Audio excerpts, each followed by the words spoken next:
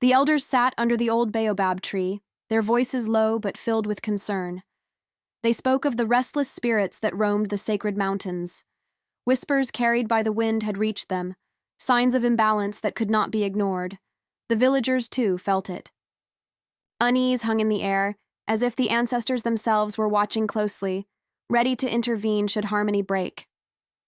A midwife held a newborn in her arms, her expression a mix of awe and fear. The baby girl had been born under the shadow of an eclipse, a rare and ominous event. But it was the golden crescent mark on her forehead that sent shockwaves through the village.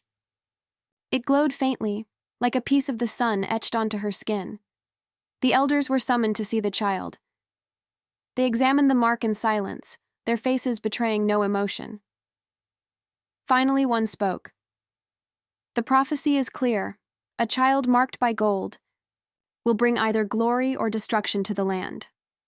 Another elder added, "This is no ordinary child. The spirits have touched her, but for what purpose? We must tread carefully." The villagers began to whisper.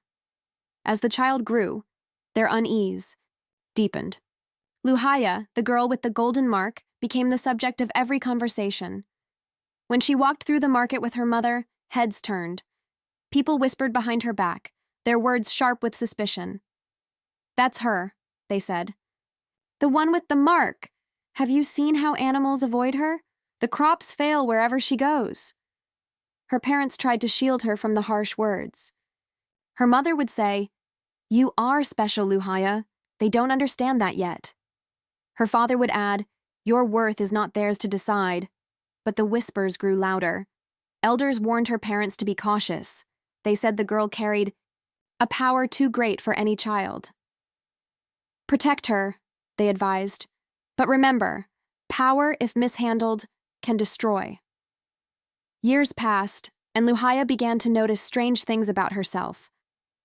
On the night of a full moon, her skin tingled, and her hands burned as if something inside her was trying to break free. She clutched her mother's arm, her voice trembling. "Mama, something is wrong. I feel different." Her mother tried to reassure her, but there was fear in her eyes. Her father looked to the moon and said, "The ancestors watch closely tonight." As the moon reached its peak, Luhaya screamed. Her hands and feet began to bleed, but it wasn't blood. It was gold, shimmering under the moonlight.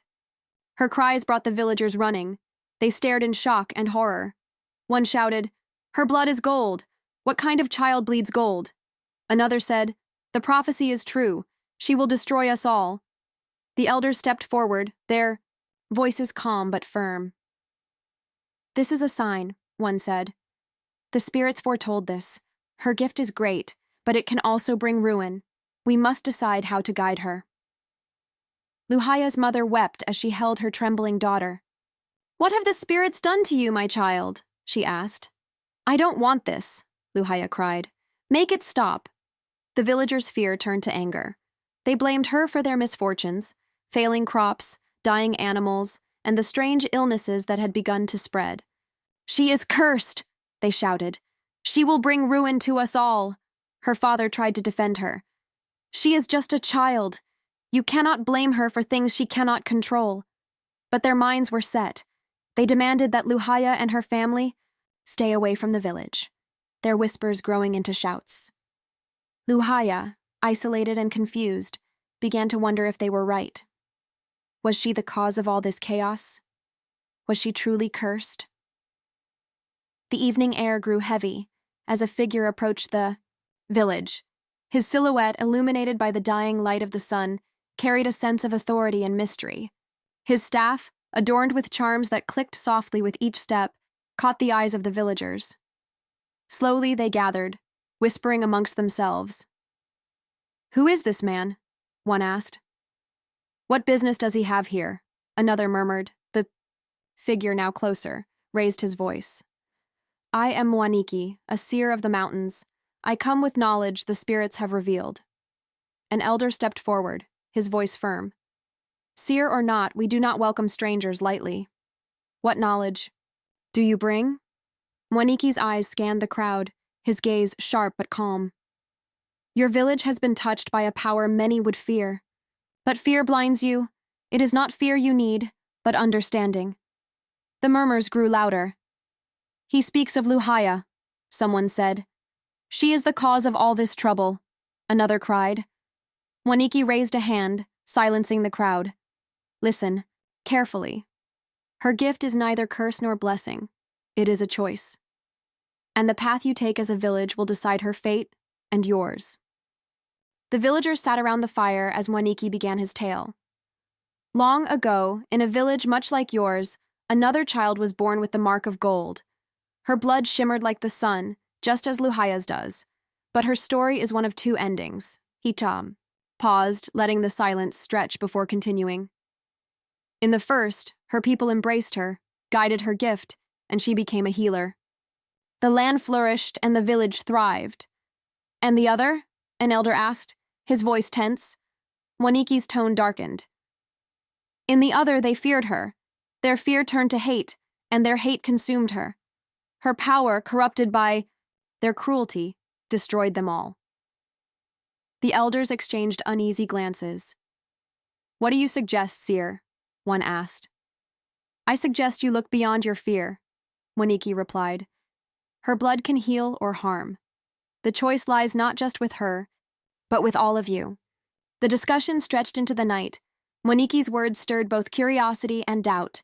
Some villagers whispered their agreement with him, while others remained skeptical. It's too dangerous, one muttered. Can we take that risk? Another added, but Mwaniki's warning was clear. If you let fear guide you, you will seal your fate. Fear is a poison, and jealousy its ally. Do not let these seeds grow. Luhaya, who had been listening quietly, finally spoke. Seer, if my gift can heal, then let me prove it. I don't want to bring harm.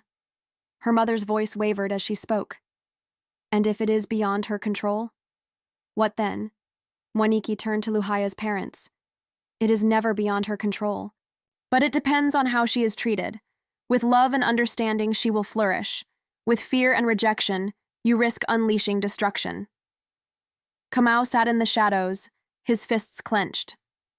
The attention Luhaya received filled him with bitterness. Why does she matter so much? He muttered to himself.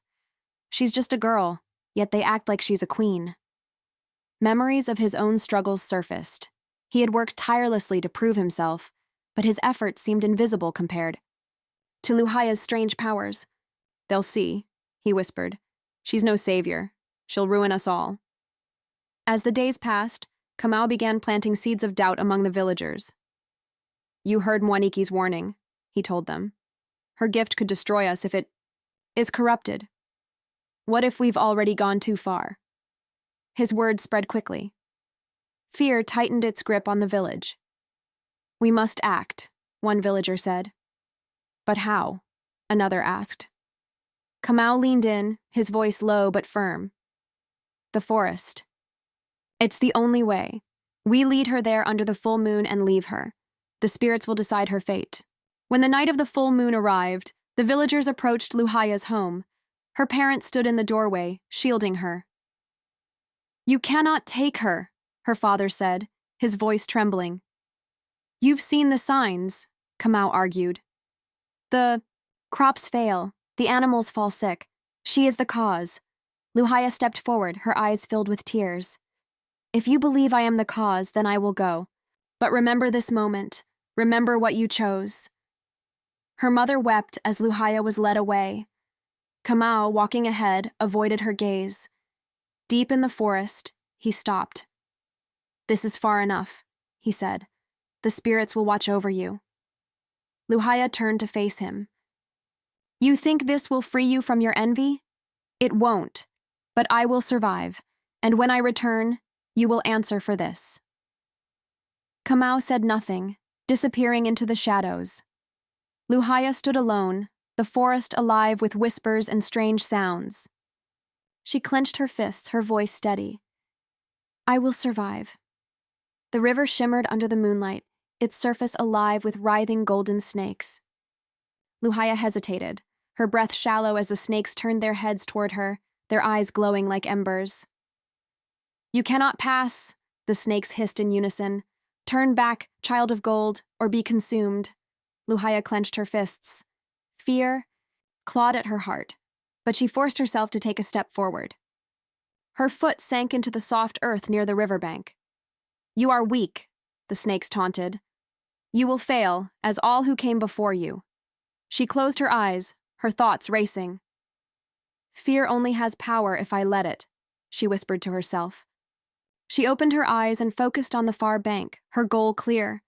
Another step forward, then another. The snake's hissing grew louder, but she didn't look down. As she waded into the river, the cold water stung her legs, and the snakes swirled around her. They brushed against her skin, their fangs grazing her but never biting. Her heart pounded, but she kept her eyes ahead, her steps steady. You cannot defeat fear, the snakes warned. I do not need to defeat it, she replied, her voice firm. I only need to face it. With one final step, she emerged on the far bank. The snakes fell silent, retreating into the water. Luhaya looked back, her chest heaving, and whispered, I am stronger than my fear. The forest grew darker as Luhaya continued. She heard a faint sound, soft, pained cries. She followed the noise and found an antelope trapped under fallen branches. Its legs were scratched and bleeding, and its eyes, wide with fear, met hers. You poor thing, Luhaya said softly, kneeling beside it. How long have you been here? The antelope let out a weak cry. Her hands trembled as she examined the branches. They were too heavy for her to lift alone. She looked at her hands, the faint golden glow of her blood still visible beneath her. Skin. She hesitated. Will this work? She murmured. I don't even know if I can. The antelope cried again, its voice breaking. Its desperation mirrored her own struggles, the pain of being trapped by forces beyond control. She made her decision. I'll try, she said firmly. She pricked her finger with a sharp stone and let a single drop of her golden blood fall onto the antelope's wound. The glow spread across its body, and the creature shuddered. Slowly, it stood, its injuries healed. The antelope nuzzled her, hand before bounding into the trees. Luhaya watched it disappear, a small smile on her face. Even the smallest kindness has power, she said to herself. Luhaya's path led her to a clearing where the air grew heavy. The trees whispered her name, and a vision unfolded before her. She saw Nyani engulfed in flames, smoke rising to the heavens. Villagers screamed, their faces filled with terror. In the center of it all, she saw herself, her golden blood spilling onto the ground, creating fire wherever it touched. No, she shouted, reaching for the vision, but her hand passed through it. A voice, deep and resonant, filled the clearing. This is the path of vengeance, Nyoka, the serpent goddess said. This is what happens if your heart is filled with anger. Luhaya turned, her eyes searching for the source of the voice. I don't want this. I don't want to hurt anyone. The vision shifted. She saw Nyani restored, its fields green and its people thriving. She stood among them, her hands glowing softly as she healed a child. The villagers smiled at her, their fear replaced with gratitude. This is the path of compassion, Nyoka said. But the choice is yours. Will you return to those who rejected you? Or will you seek freedom and leave them to their fate? Luhaya's heart ached. They hurt me. They called me a curse. But if I abandon them, I am no better than their fear. Then you have chosen, Nyoka said, and for that, you are worthy. Nyoka appeared before her, a massive serpent with shimmering golden scales. The goddess's eyes glowed with power as she coiled around Luhaya. You have faced fear, shown compassion, and chosen wisdom, Nyoka said.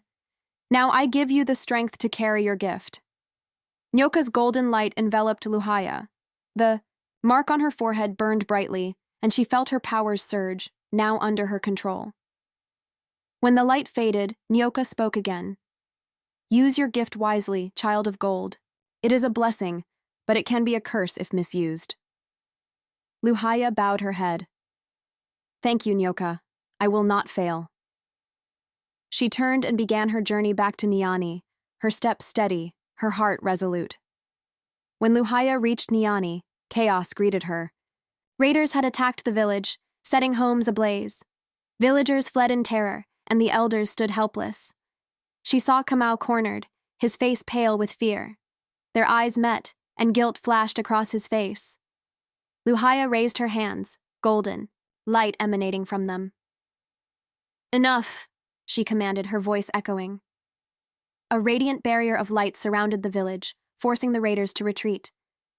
The villagers stared in awe, their supposed curse now their salvation. Kamau fell to his knees before her. "Luhaya, I was wrong. My envy blinded me. I betrayed you in this village. Please forgive me." Luhaya looked at him for a long moment. "Jealousy made you weak, Kamau, but forgiveness makes us strong. I forgive you." The villagers gathered around her, their faces filled with gratitude. The elders stepped forward. "We were wrong to fear you, Luhaya. You are the heart of this village. We vow to honor you and abandon our fear." Luhaya smiled.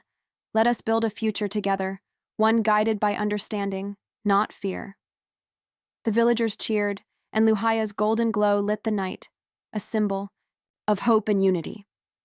The village was silent, the glow of Luhaya's golden shield fading into the night. The raiders had fled, their weapons discarded in the dust. Slowly, the villagers began to gather around her. Fear mingled with awe as they looked at the young woman who had once been shunned as a curse. An elder stepped forward, his voice trembling. "You have saved us. The power we feared, it has protected us." Another villager, cradling a frightened child, spoke through tears. "We were wrong, Luhaya. Your gift is not a curse. It is a blessing." Luhaya lowered her hands, her body trembling with exhaustion. "I am no different than I was before. It was your fear that made me a threat, not my gift." The elders exchanged glances, their faces filled with shame. "We have misread the prophecy," one said, his voice heavy. "Glory and destruction were never about you, but about us. How we treated you shaped the path of your power." The villagers knelt before her, their heads bowed. "Forgive us," they murmured. "We did not understand." Luhaya turned her gaze toward the barren fields beyond the village. The crops had withered under the weight of drought, the land dry and cracked. She knelt and placed her hands on the soil, her golden blood flowing into the earth. A soft glow spread beneath her fingertips, and moments later, green shoots began to rise. The villagers gasped, their hope rekindled. "She heals the land," one whispered. Luhaya stood, her voice firm. "This is not my doing alone. The land responds to unity and care. You must work together to keep it alive." The elders nodded. "We will honor you, Luhaya. Your name will be remembered for generations." A child approached her, holding a small seedling. "Will you plant this, so we never forget?" Luhaya took the seedling, her golden mark glowing softly. She planted it at the center of the village. "Let this tree remind you of what fear and jealousy can destroy, and what understanding can build." Kamau approached slowly, his head bowed. His voice shook as he spoke. "Luhaya, I do not deserve your forgiveness. I betrayed you. I let envy poison my heart." Luhaya studied him, her expression unreadable. "Envy is a shadow that clouds the mind, Kamau. But even shadows can fade when faced with light." Tears streamed down his face as he knelt before her. "I am sorry. Truly. I see now the harm I caused." She placed a hand on his shoulder. "You cannot change the past, but you can choose what you will be from this moment on. I forgive you, Kamau. Use that forgiveness wisely." As the villagers gathered to celebrate their newfound unity, a familiar voice broke through the crowd. "Mwaniki." The seer stepped forward, his staff gleaming with charms. "Luhaya," he said with a knowing smile, "your journey is far from over." She tilted her head, curiosity sparking in her eyes. "What do you mean?" "Your gift is not meant for one village alone. There are lands beyond these mountains, places in need of balance. The ancestors have shown me your path, and I am here to guide you. Luhaya turned to her parents, her voice wavering. Mama, Papa, I must go. Her mother embraced her tightly, tears in her eyes. You are destined for greatness, my daughter. Go and make us proud. Her father's voice was steady. The ancestors walk with you. Remember that. Under the full moon, Luhaya bid farewell to the villagers who had once feared her. They now saw her as their hero, their savior. As she walked into the night, Mwaniki at her side, she felt a sense of purpose she had never known before. The villagers gathered around the golden tree the next morning. Its leaves shimmered, catching the sunlight. One elder placed a hand on its trunk. This tree will stand as a reminder of what we nearly lost. A child asked, Will Luhaya ever come back? The elder smiled. Perhaps. But even if she doesn't, her light will always guide us. The narrator's voice rose, filled with warmth and wisdom. Fear and jealousy are like storms. They darken the skies and uproot all they touch.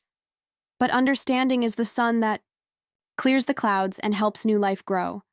Let this tale remind us of the power of compassion, forgiveness, and unity. For it is in these virtues that true strength lies.